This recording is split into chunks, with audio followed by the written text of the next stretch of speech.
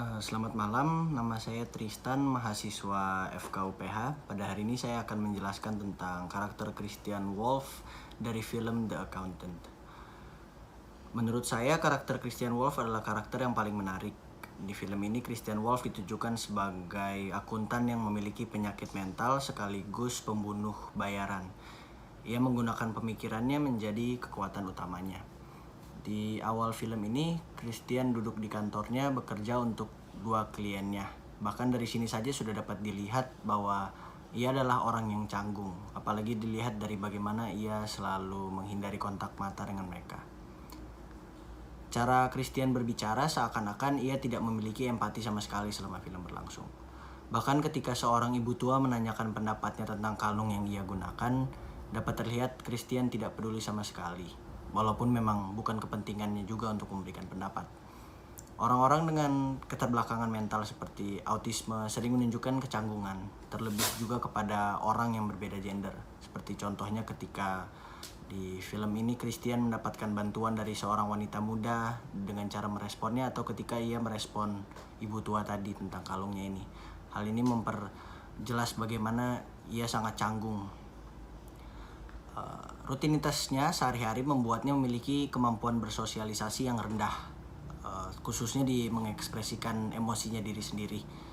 Orang tuanya bercerai ketika ia masih sangat muda dan ia dididik oleh seorang mantan tentara. Ayahnya mantan tentara yang kasar. Karena pekerjaan ayahnya, ia juga harus berpindah-pindah negara yang mengakibatkan ia makin sulit bersosialisasi dan bahkan berteman dengan orang lain. Ditambah juga dengan ajaran ayahnya untuk menggunakan combat training sebagai cara melawan masalah-masalah yang ada dalam hidupnya. Dari sini terlihat jelas bahwa masa kecilnya Christian Wolff mempengaruhinya sehingga ia bisa menjadi seperti demikian.